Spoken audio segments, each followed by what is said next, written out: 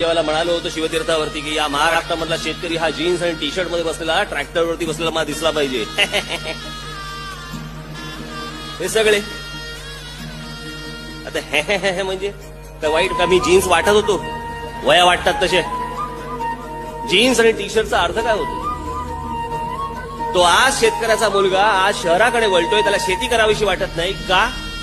एक तर वडिलांच्या हाल अपेष्टा त्यांनी पाहिलेले आहेत, त्याला शेतीकडे वळावं असं वाटत नाही. आणि शहरांचं आकर्षण तोच माझा शेतकरी बांधव जो वडिलांच्या हाल अपेष्टा बघत बघत आजपर्यंत वाढला मोठा झाला, त्याला शेती करावीशी वाटत नाही. तो शेतीकडे वळेल कसा जोपर्यंत त्या शेतीला ग्लॅमर येत नाही. ग्लॅमर याचा अर्थ काय? याचं कारण म्हणजे पैसे आले पाहिजे. त्याला सर्व सुविधा सर्व गोष्टी त्याला त्या ग्रामीण भागात मिळाल्या पाहिजे.